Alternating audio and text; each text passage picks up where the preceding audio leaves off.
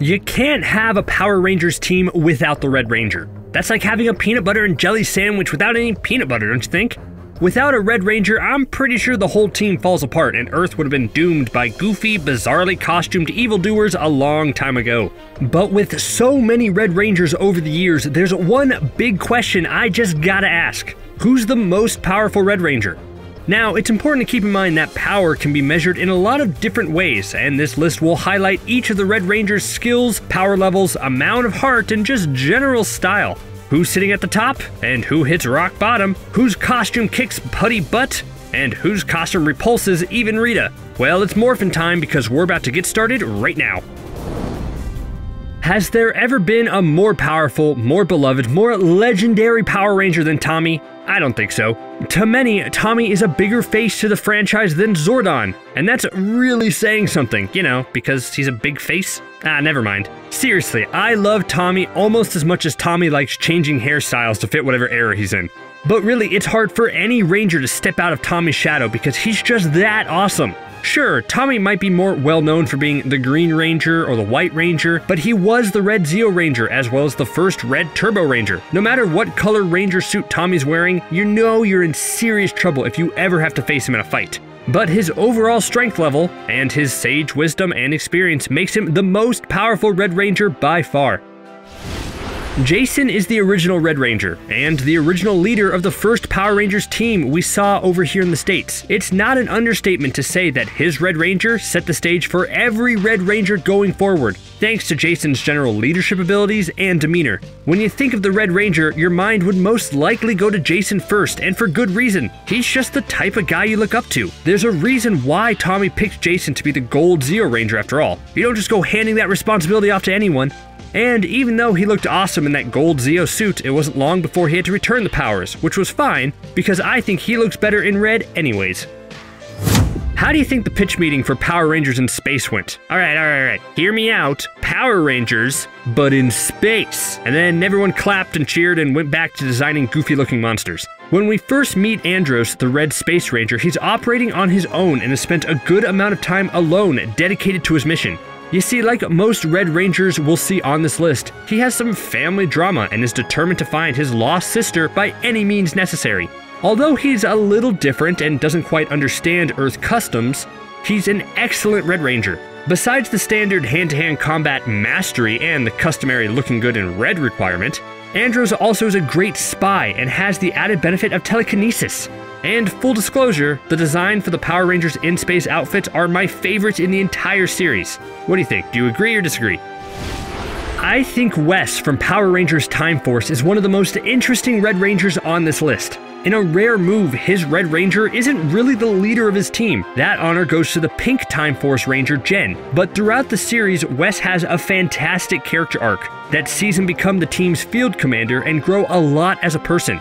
He goes from this goofy jock struggling to find out what he wants to do with his life to a full-blown hero by the time the series ends. Because of his time with the Time Force Rangers, he found his true calling. He wouldn't accept destiny or fate and instead fought for the future he wanted, which is pretty admirable. Plus, he ended the series as the commander of the Silver Guardians alongside his redeemed BFF, Eric, aka the Quantum Ranger, and that was one epic partnership. After Tommy needed a new Red Ranger to lead the team in Power Rangers Turbo, he chose TJ to don the red duds, and I think that was an excellent choice. TJ just oozes courage and strength, and he proved right away why he was worthy of being the Red Ranger. He had always wanted to be a Power Ranger growing up, and got his chance when he happened to see Tommy captured by evil forces and sprung into action to save him. Admiring the bravery, Tommy made him the Red Turbo Ranger. And sure, the end of the Turbo series sees the Power Rangers essentially lose as Zordon is kidnapped, but don't blame TJ for that. Blame the fact that the show wanted to set up Power Rangers in space. After that, TJ became the Blue Ranger, but he still kept his overall leadership abilities and helped lead the space team when Andros was too busy figuring out how to eat pretzels or something. Although Lauren wasn't introduced until near the end of Power Rangers Super Samurai, which was the second season of the Power Rangers Samurai arc, she still made a lasting impact. In a twist, it was revealed that the Red Samurai Ranger we'd gotten to know over the course of the show wasn't the true Red Samurai Ranger. In fact, it was his sister, Lauren, who was the rightful 18th head of the Shiba clan. Lauren probably had the most difficult transition because she essentially had to take over a team that didn't quite accept her right away. But even though she was only in 5 episodes, she easily proved her strength and power as a Red Ranger, uniting the team under her leadership and proving why she was the only one capable of sealing the enemy away forever.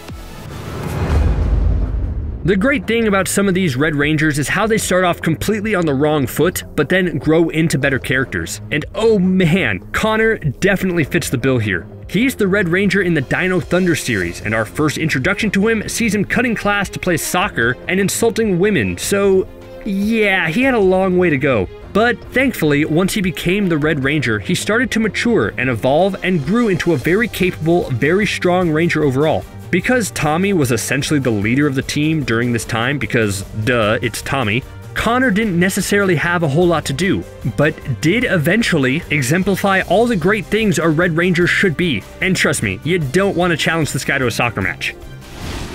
Carter from Power Rangers Lightspeed Rescue just looks like a hero, doesn't he? You look at him and think to yourself, yeah, he's a definite Red Ranger.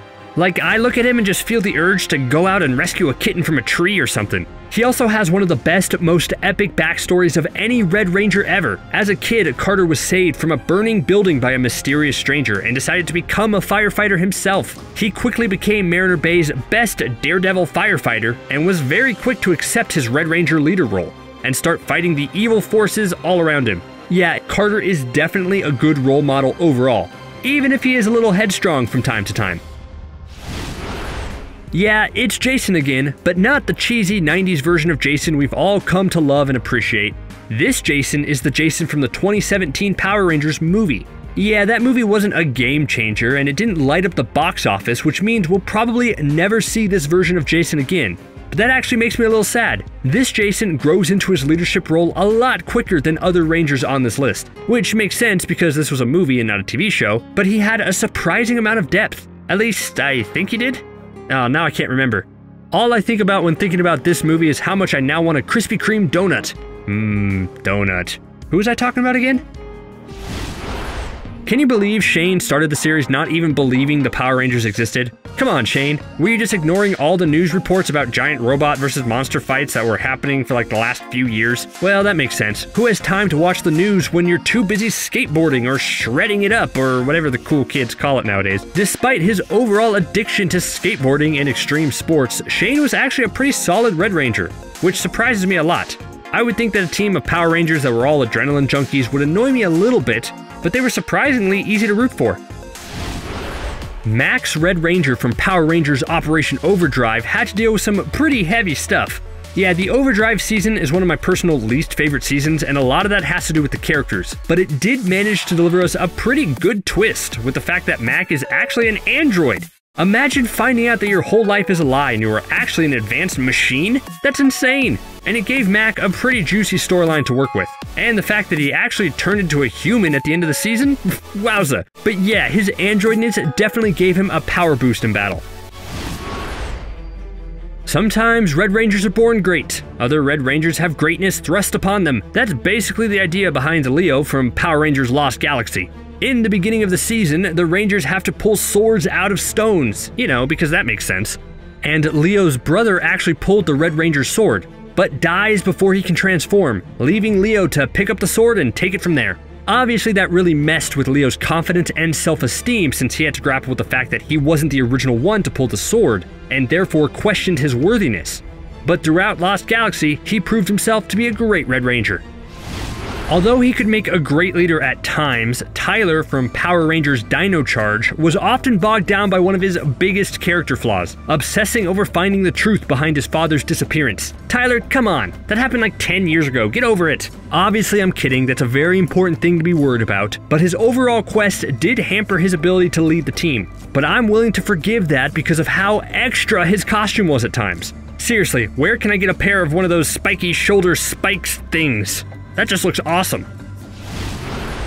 Although he wasn't the Red Ranger until the very end of Power Rangers SPD, Sky is one of the more interesting additions to this list, because his whole journey from the start of the show to the end is his becoming a better person worthy of being the Red Ranger. Because let me tell you, he did not start out that way. He wanted to be the Red Ranger more than anything in his life and thought he was better than anyone else. That's no excuse for being a jerk, Sky.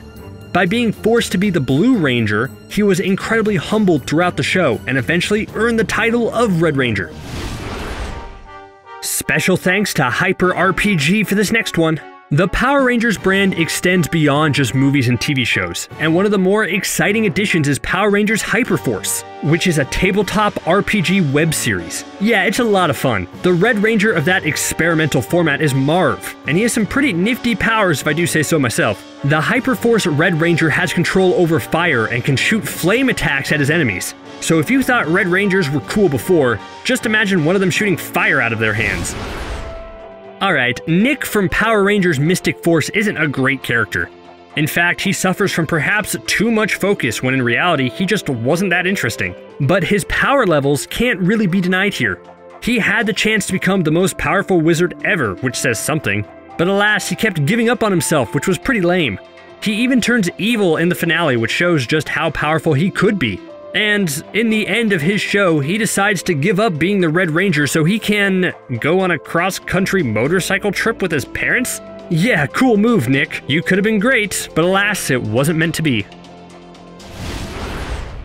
Scott from Power Rangers RPM also could have placed much higher on this list if he wasn't so obsessed with cars. Like if I was dangling from a cliff and called Scott for help, he would probably want to finish washing his car or changing his oil first before coming to rescue me. And his personality can be a bit abrasive. He's just stubborn and cocky, which to be fair, a lot of Red Rangers are, but it's sometimes a little tough to watch. But his saving grace is at the end of the day, he does have the heart of a true hero. You would think Alex from Power Rangers Time Force isn't that powerful. I mean, he dies in the very first episode, so how powerful could he truly be? But psych, he's actually still alive and helps the Time Force Rangers in secret from a dark room in the future. Although probably a much better fighter and tactician than his ancestor Wes, we quickly learn that Alex has some serious flaws when it comes to wanting to save lives and do what's right, which is why he's relatively low on this list. There's more to being a Red Ranger than just raw strength, Alex. Out of anyone on this list, Jack from Power Rangers SPD probably has some of the best powers. He has the ability to phase through solid objects, which is incredibly helpful for a Power Ranger. But the reason why Jack isn't higher here is because ultimately, he didn't want to be a Red Ranger in the first place. At his core, he wants to help people in need and isn't afraid to put himself in danger to save others, but wants to do it in a way other than being a Ranger. So although his heart is definitely in the right place, his lack of interest in actually being the Red Ranger works against him. Epic Brody is epically cool and the epic Red Ranger for the epic Power Rangers Ninja Steel arc. Oh, sorry. Just thinking about Brody makes me think of the word epic a lot. The dude says it every chance he gets. Come on, Brody, I get that you're in a world full of ninjas and robots and whatnot, but not everything has to be epic. But I can't be too hard on Brody. He's a beacon of positivity and quite the martial artist. I'd want someone like Brody as a leader in just about anything, wouldn't you? It's always fun to see how a Red Ranger gets that specific title. For Casey in Power Rangers Jungle Fury, it was by standing up to a bully. Although Jared had been training for a long time to be the Red Ranger, the relatively new Casey stood up to him when Jared was being a big jerk to a younger student. Master Mao saw this and was like, oh yeah, sure, Casey, you're the Red Ranger now. And although he was pretty inexperienced and had trouble following orders, he eventually grew into a full-fledged teacher, which was a little surprising, but sure, I'll go with it. Alright, we're getting to the bottom of the rankings now, so I have to apologize to Troy from Power Rangers Megaforce for placing him so low. There's nothing inherently wrong with Troy, it's just that he's so bland and barely has any character development throughout the course of the series. He's just kinda there. His costume looks cool, but that doesn't make up for him basically being the vanilla ice cream of Red Rangers. When your biggest power is that you're so empathetic with nature that you can communicate with animals, it means you should go back to the drawing board. Cole from Power Rangers Wild Force was the Red Lion Ranger and spent his life roaming the wilderness. Although that could be a pretty neat backstory, it doesn't make up for Cole's lackluster development or characterization. Maybe someone else should have led the team. Alright, I actually really like Jaden from Power Rangers Samurai, so why is he so low on this list? Well, because his whole arc leads up to the fact that he wasn't the true Red Ranger for his series. And sure, Jaden was cool for most of Power Rangers Samurai, but as soon as we met Lauren, I immediately wanted more time with her. Plus, Jaden lacks a personality as he's more stoic and serious most of the time, which can be a serious snooze fest. Well, someone's gotta be last, right? Sorry, Rocky. I know you just want to have fun and play pachinko all the time, but you just never really fit as the Red Ranger. And sure, you were put in a tough position, having to replace Jason in the original Mighty Morphin Power Rangers, and having to occupy the same space as the alpha male Tommy. But you could have tried to be a bit more interesting rather than mope around about feeling useless, couldn't you? I guess not. Which Red Ranger is your favorite? And who do you think is the most powerful? Let us know in the comments below, and be sure to hit that like and subscribe button for more awesome Power Rangers content like this. Thanks for watching CBR. See you next time.